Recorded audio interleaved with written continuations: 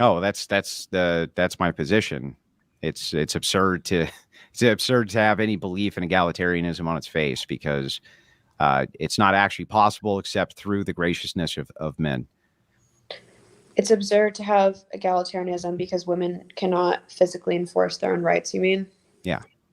Yeah. So egalitarianism is not, it's not true. It's not real. It's false. It's only possible through men, in other words. It's not possible through women. Women can't be equal unless men allow them to be equal, which means it's paradoxical, because this means that they're never going to be equal, because men are going to always be the arbiters of what that equality is, because women can't enforce it. So, but why does the notion of egalitarianism have to be predicated on physical strength, or like who gets to enforce it? well, what else could it be predicated on? Principles of like what's best for society. And what happens if somebody violates those principles? Equal, sure. Like, why would it be based off the enforcement? What happens if somebody violates those principles? What do you mean? Well, so if you have a society in which you have laws and government and things like this, and whatever social contracts you come up with, what happens if one side violates those principles, or a person or an individual or a group violates those principles? What would you do with them? You would, well, I would think, arrest them maybe, or punish them, or do something punitive, or put them in prison or something like that. And so you're right back to the enforcement mechanism again. So there's really no way around it. The enforcement mechanism is from men, will always be from men. And so it's paradoxical to say that women can have equal rights, because even if they do have equal rights, it's just because men have allowed them to. But does that make women's equality laughable, or like an absurd idea? Well, it's paradoxical on its face, so it has to be laughable, because there is never going to be such thing as women's equality, just an illusion thereof. Because if it's decided by even a small majority of men, minority majority being like 10, 15, 20%, they just won't have it anymore, and there's nothing they can do about it. So essentially, always they have to defer to men for this. I guess, would you apply the same logic to race? Like if someone's a racial minority and then a larger racial majority just decides like, we're going to overpower you physically and with enforcement mechanisms? Nope, it wouldn't work the same way. It would just be the same man paradox. So if men decided to take rights away from a single group of men, they could do that, yes. But let's say if it was a racial minority of women, or something like this, that wanted to take away rights, or even if it was a racial majority of women who wanted to take away rights from a minority of men, they likely couldn't do it without using men as enforcement. So it always comes back to this no matter what. So it'll be, in this particular case, if you're talking about race, it would be, yes, groups of men can take away rights for whatever reason based on whatever proxy they have from other men, and have always been able to do so. Okay, I guess I just disagree that makes women's equality laughable, because we would need a male. Well, then explain how you can be equal. Because I don't think equality is predicated on physical strength. I don't think equality is necessarily predicated on whether you're able to enforce it yourself. Then what's it predicated on? What's a right predicated on? Where do you think a right comes from absent enforcement of the right? I mean, conservatives will argue that, a lot of fetuses in the womb have rights, even though they can't physically defend themselves, that they're still worthy of human rights.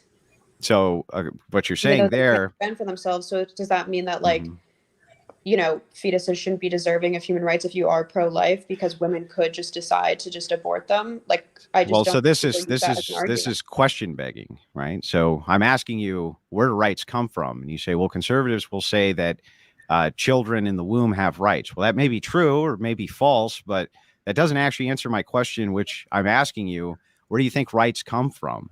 Well, I guess what I'm saying is where they don't come from is physical strength. I don't care where they don't come from. I want to know where they do come from. Where do they come from? I guess it's subjective. Like, some people think it comes from just a religious sense of, you're a person, you're deserving of human rights, you're deserving of prosperity and happiness. Or you could argue that, I guess it depends what you think are fundamental rights, like which rights. Well, that's the question I'm asking you, is if you don't have an explanation or grounding for why you think that people should have rights at all, or where rights even come from, then what else could they be other than an enforcement mechanism by groups of people for what they think other people should be allowed to do or not do? I don't think because I don't have a clean definition of where rights come from, that means that I have to just defer that rights should just come from who can physically enforce them. Where else could they come from then? If there's no clean definition, it means that tyranny is what dictates rights. Well, no. Well, in your case, for democracy, you might say it's a tyranny of majority, or you could say that it's not a tyranny because it's the majority. It wouldn't really matter which way you framed it. The truth of the matter is, though, is that you have to at some point contend with this issue, which is if you don't think that there's a grounding for rights and they're just all subjective based on cultures and people groups and things like this all over the world, that's fair enough. But then you would have to also say in that same breath, if they're all just subjective, then who's giving them to who? And who can take them away from who?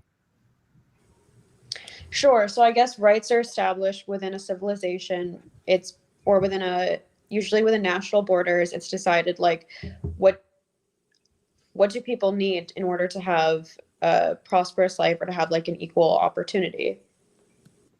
I'm just saying usually the physical enforcement is there to ensure a bottom line, to ensure that people at the bottom, even if they're handicapped, like I just don't understand why this example is you're using it to apply it to women. Well, the Greeks said that without law, there can be no freedom. And what they're saying there is if you don't have an enforcement arm for what keeps you free, being like things like a military, things like police, things that are enforcement laws, in other words, you can't actually enforce any of these rights. How could you possibly do it? So since men are the enforcement arm, there's really no way out of the fact that you get your rights from them, whether you like it or not.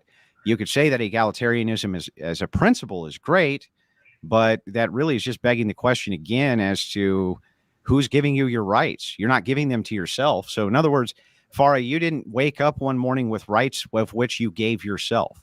You have rights which other people allow you to have and can easily take away if they so chose, and there wouldn't be anything you could do about it. That's my whole point. Sure, your entire neighborhood one day can just decide, we hate Andrew, he's annoying, he's not mowing his lawn, let's go kill him. Does that mean your rights are laughable? Not if they were women. Overpowered by a larger Not if they were women. They could do that if they were men, though. I agree. I would agree that men could I'm pretty sure 20 women could come and just decide we're going to overtake Andrew because he's not mowing his lawn. I think it would be far more difficult for them to enforce it than 20 men. Wouldn't you agree?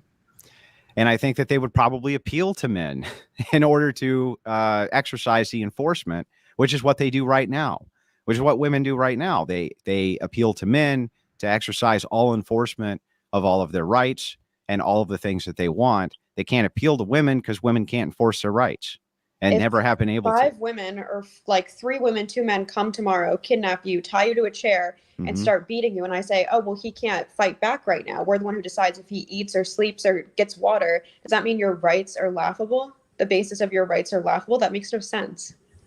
So what you're no. Enforcement mechanisms are subjective. So if I decide hang on. under a tyrannical situation and torture you, actually, you're making my point. You're making my point for me. So if my rights are being violated and I'm unable to physically do something about it, so 2 men and 3 women have tied me up, they're now depriving me of life, liberty, and happiness by doing this, and I can't physically do something about this, who would I appeal to do something about this? If you can't appeal to someone, it means the basis of your rights are laughable. Yeah, unless you can tell me what the basis of rights are, which is what I've asked you in the beginning. The legal basis of your rights. Yeah, I know, but what is the legal basis of the rights come from what? In America, it comes from the Constitution. Which came from? Currently, the Constitution can only be amended legally. Like, I don't think men can just overpower that right now. Really? They tried to before in the Civil War. Currently, what's the difference between now and then? They tried to once before. What do you mean? So if men don't like the hand that they've gotten, they don't like the nation that they're in, they don't like the government that they have, they don't like the circumstances they're in collectively, they seem to be able to do something about that. They can overthrow the entire nation, for instance. Can you point to a country in history you can ever think of where women have collectively overthrown the nation with force? Okay, so by enforcement mechanism, you don't mean through like legal or civil measures. You mean through like revolution and Those other. are both physical measures. A legal measure is a physical enforcement. How else could it how else could it work? Like what stops you from breaking the law? It's a penalty, right? Doesn't somebody enforce the penalty? I'm just saying revolutions could be spearheaded by anyone. I just don't understand why this is like such a gendered idea for you that like women's rights are laughable because a majority could overtake them. Like that's the case with any larger group of people. It's not the case. So for instance, let's say you had a dynamic where you had 20% men to a 80% female ratio. The men would still be in charge.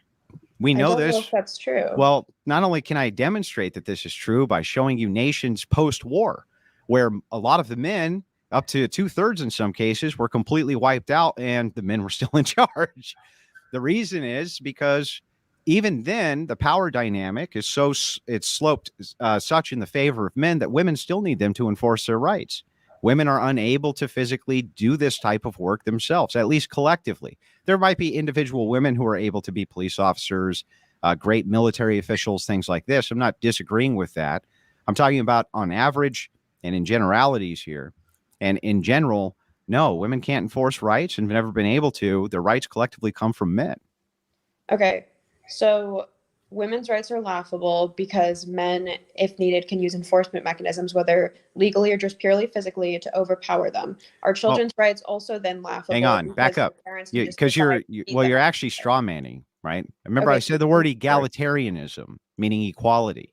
Equality is laughable, not women's rights, not giving rights to women, in other words.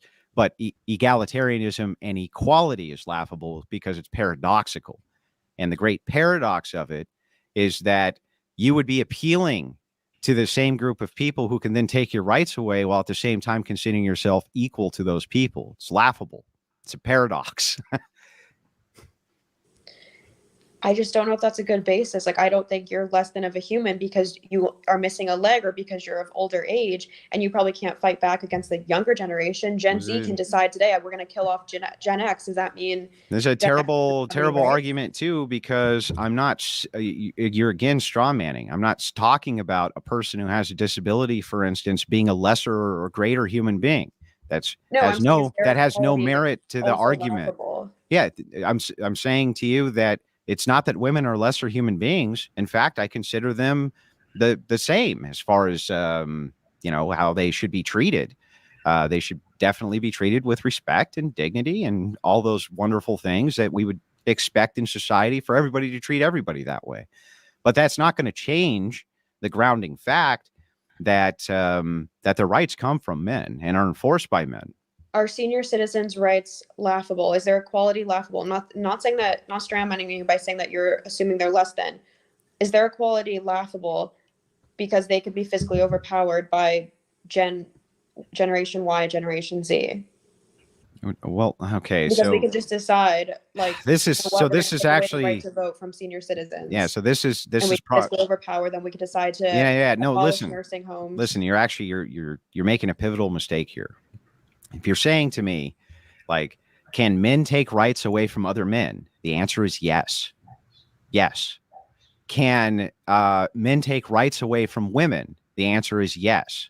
Can women take rights away from men? The answer is no. No, they can't. Really, Yes. millennial women can't take away rights from senior citizens. No. Not unless men allow it. Because if men decide collectively not to allow it, there's nothing you can do. In other And if words, an you entire can generation never co-gendered decide to take a right away from an older generation co-gendered, like I just don't understand men where this may like yes, gender. men can still take rights away from men. This has been established 50 times.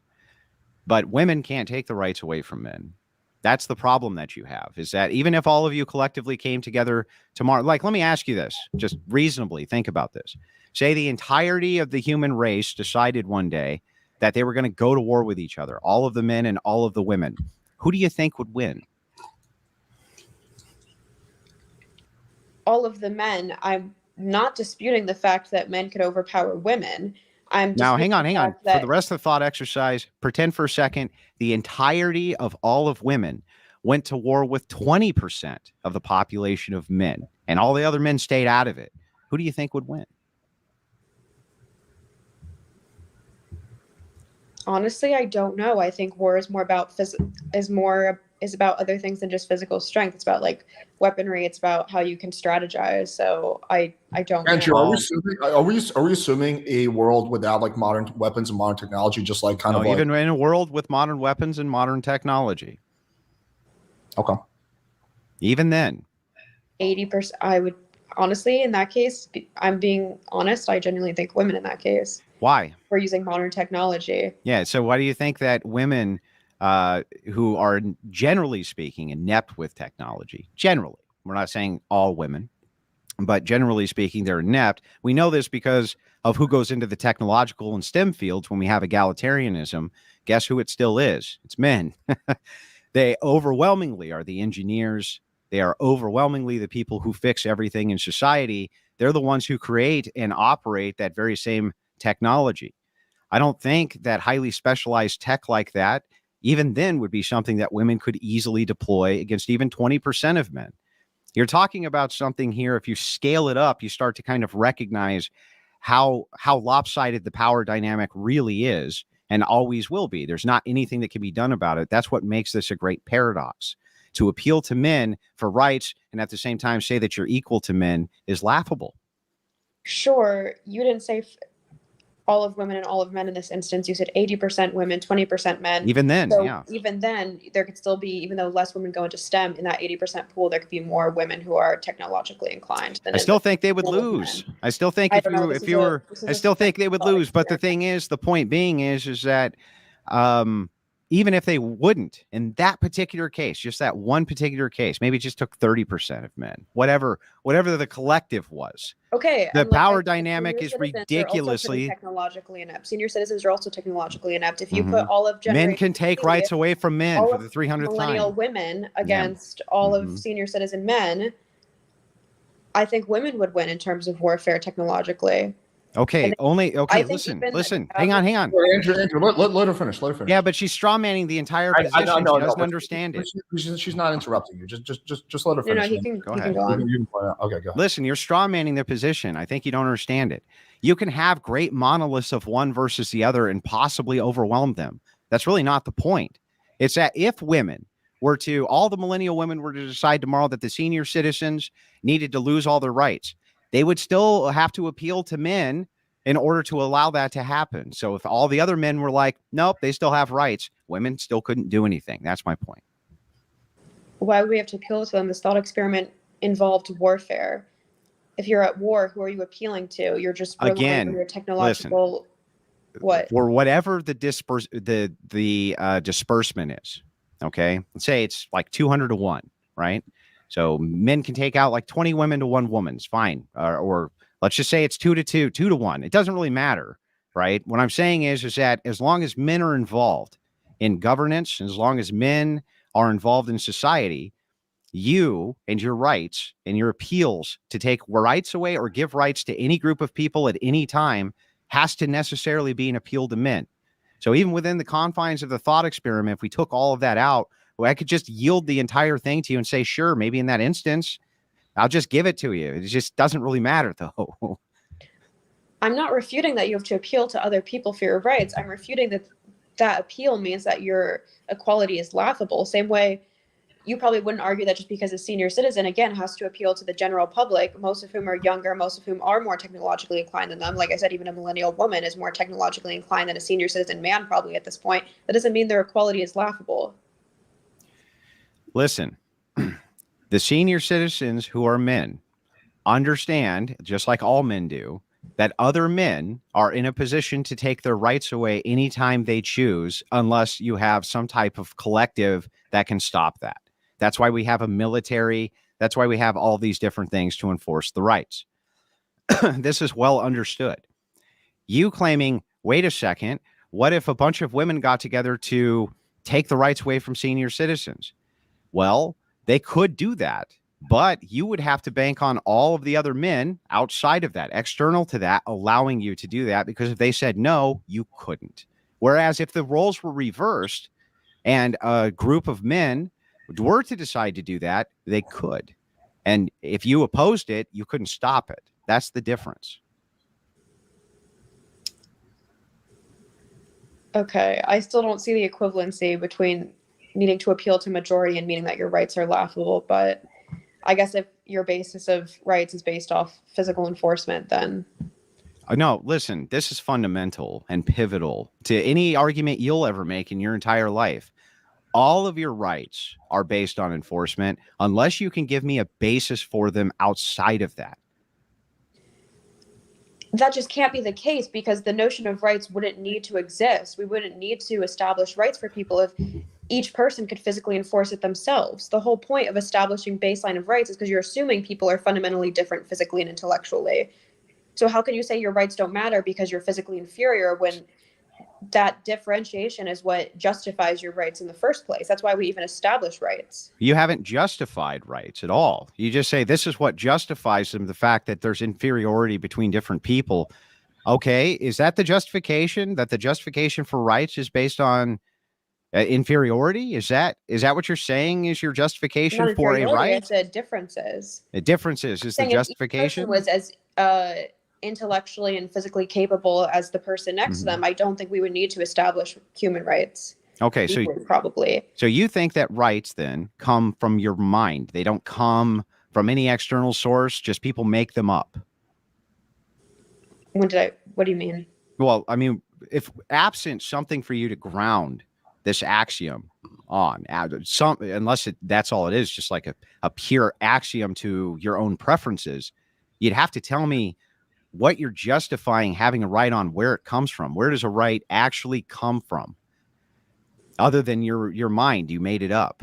If that's the case, then you have a big problem. So did it come out of the people's minds, or does it come external? Did they come from God, like our founders said, or where do they come from? I'm asking you, where do rights come from for you? Because I'm saying God. I think rights. What? I think that well, as far as innate human rights, the way that you perceive them, we don't perceive them the same way. But I would say that I ground all of my epistemology and ontology on my faith. So all the things that I think are informed by faith and would be informed by God.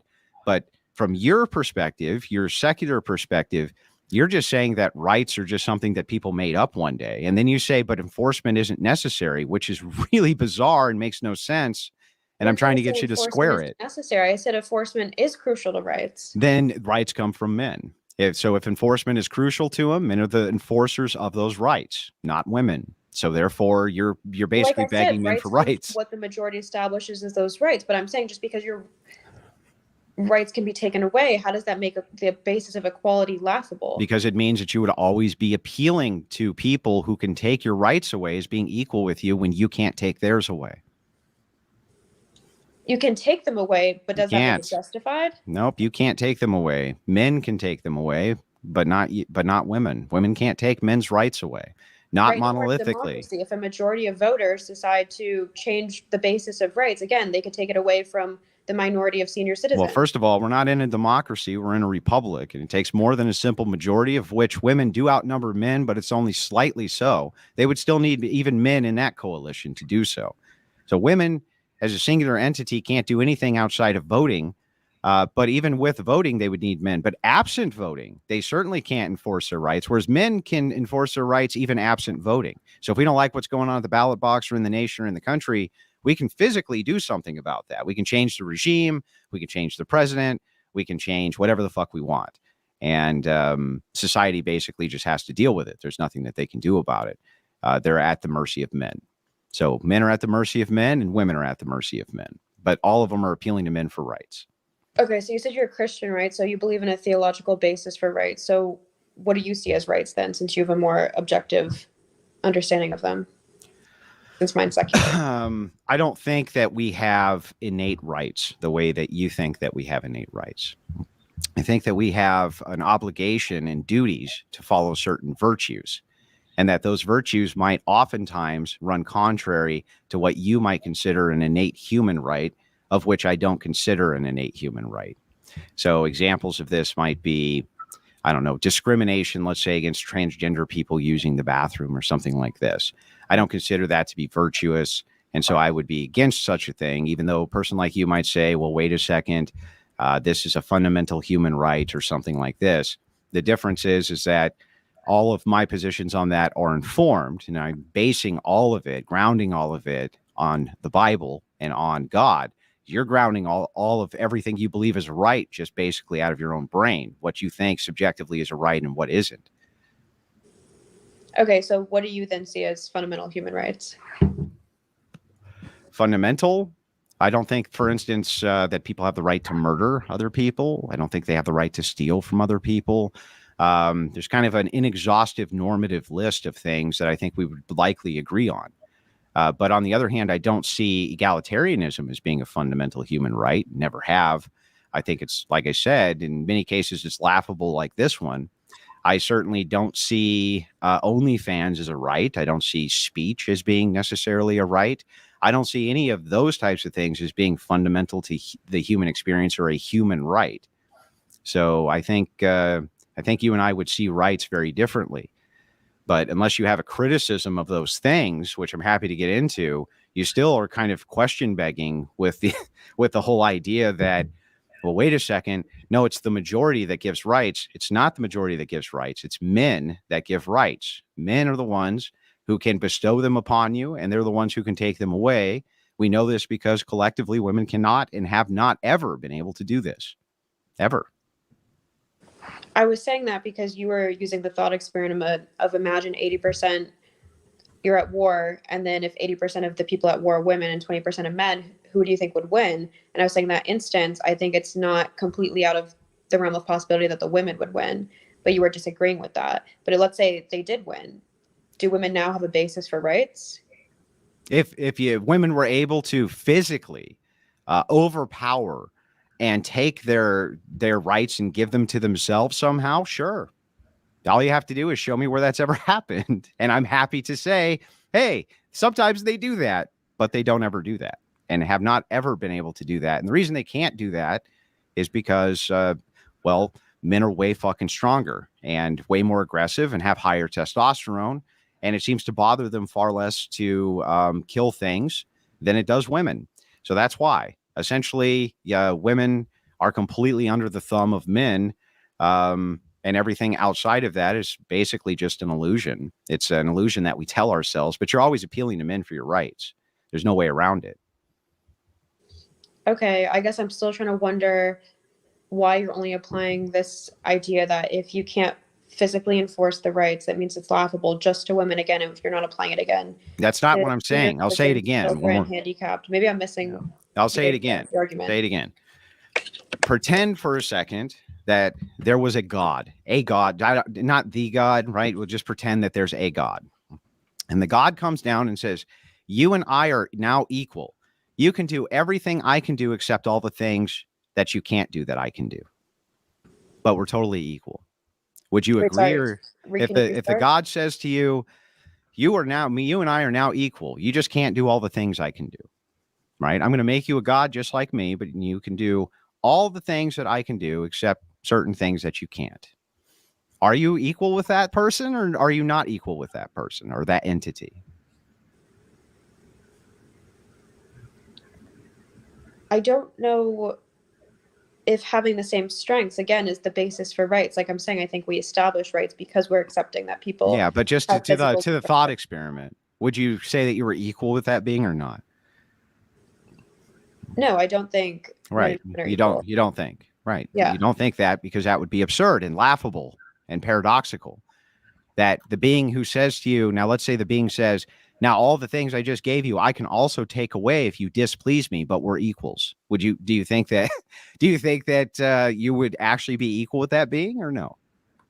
Okay, wait. So you're saying the idea that women's equality to men is laughable, but are you saying the basis of women's rights is laughable or just the equality? Well, I've already said this, that I think that women have the same rights as men do. In this particular case, whatever men decide to give them, it'd be the same thing that men decide to give other men. That's how traditionally it's always been done in every single society that we've ever been in. So, I mean, nobody in any society that I'm aware of as a normative frame is able to just like murder women because they want to. That's pretty absurd. So as far as fundamental rights go, because you and I see rights differently, yes, I think that women would have the same kind of rights I would express that men have, but it still would be a truism that men are the ones who are granting those rights. Okay, so then to kind of pivot slightly, given that, like, I'm guessing you don't support feminism, or do you still support feminism even though you think feminism is useless because... Well, this is why I asked your definition. Well, I didn't even really have to ask because you kind of let me know what you thought feminism was in the opening. And in the opening, what you said that feminism was a move towards egalitarianism and equality between men and women. So if that's the basis of feminism, then feminism would indeed be laughable, because again, you would just be calling this grouping and monolith and saying that they have equality with the very people they're appealing to for equality, who can then take it away whenever they so choose. I don't think I gave a sameness definition of feminism at all. I didn't say you did. And I said, you said it was about equality. What? You said it was about equality. Yeah, that's what sameness feminism is. I think I was saying that modern feminism is about not devaluing feminine traits. I don't think I said that feminism is about propagating that men and women are equal.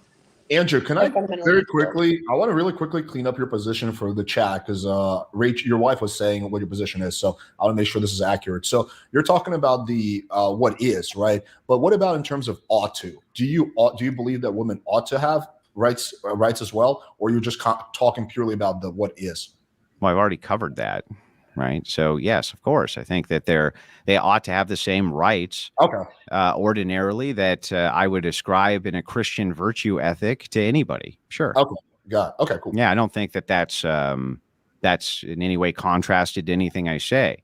No, I'm just saying that even then, I would still understand on the is front that those rights, whether I think they come from God or not, I still believe that men would be the ones who are going to ultimately be the enforcement arm for them, and the ones who could take them away from me or give them to me whenever they so choose to do so, which historically they've done many times. Okay, so if men are the enforcement arm, what do you think they ought to be enforcing then? Like, what rights do you think should be taken away from women, or do you think you should still extend equal rights to women, even though you could theoretically take them away? You mean, as I'm trying to figure this out. What are you asking me? I guess I'm asking what your point is. Like, I guess you're saying that men can take my away... point is that you're not equal to men, that women aren't equal to men because you can't force their own rights. Men have to enforce them for them. So they're begging at the altar for men to enforce their rights while at the same time saying that they're equal to men. It's absurd. They're not equal to men. They're never going to be, there's never going to be an egalitarian society because of this one fact, that men can collectively, whenever they so choose, even in a small collective, just snatch your rights away, and there's nothing you fucking do about it. That's what I'm saying. That's why feminism is absurd. That's why the girl power shit's all fucking absurd. It's all stupid. It's all retarded. Makes no sense, because you're appealing to the people who could take your rights away for your rights and saying you're equal with them. It's absurd. That's not. And if that's not the position, then that's not feminism, because that's what feminism is. It's a push towards the egalitarian nature of men and women, saying that we're equal in every way. We're almost interchangeable widgets. That's what it's saying. That's what its proposal is. I think feminism, or at least in like the girl power strand that you were just describing, is saying that even though women are physically inferior to men, I don't think most women, or the average feminist, is going to argue that women are physically equal to men or could physically overpower a man typically. I think they're more so saying that they're generally as intellectually capable. Obviously, in the most extremes, I think if you're comparing extremes, I think the most intelligent people are men, and then also the dumbest people are men. But just in general, the average pools of men and women are generally equally as smart. So I think like the girl power strand of feminism is just saying that women are just capable in the workforce. They're just capable of making decisions. How does even what you were saying relate to that, to those virtues of feminism? So this is a pivot to kind of a whole different topic, which I'm willing to get into. But before I do jump into that with you, Can you make the concession that women's rights come fundamentally from men?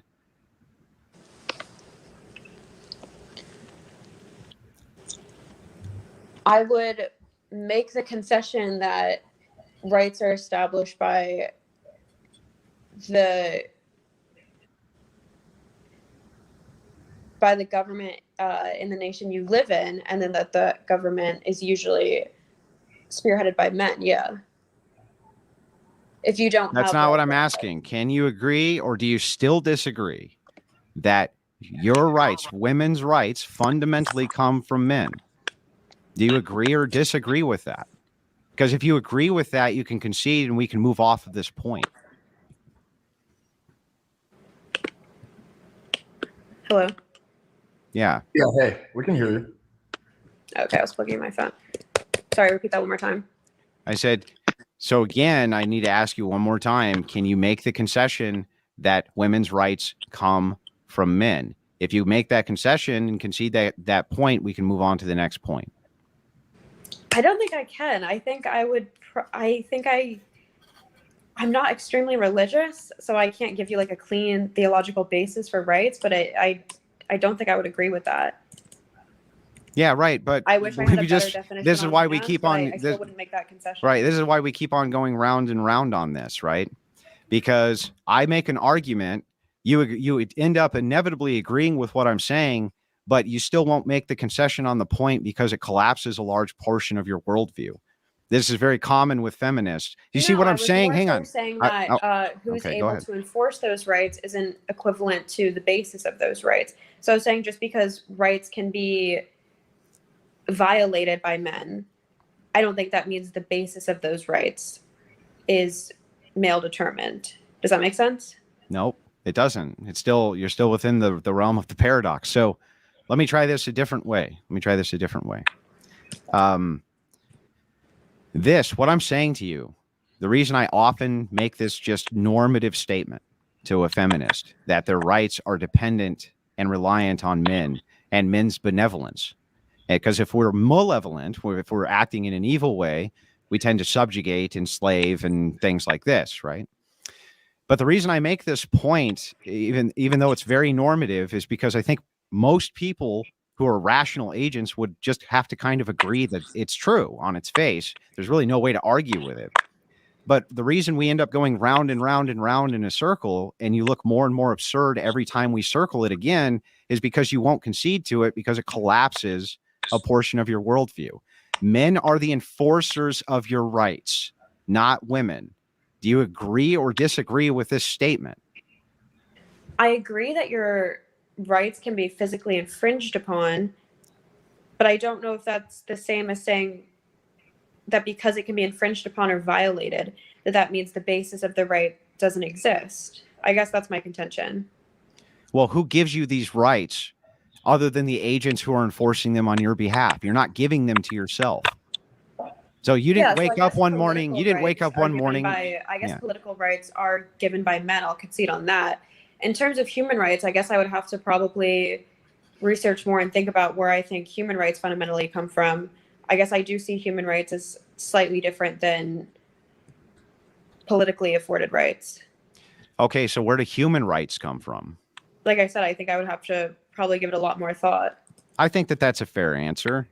So I don't expect you to have it. That's a difficult question. So I think that that's a fair answer.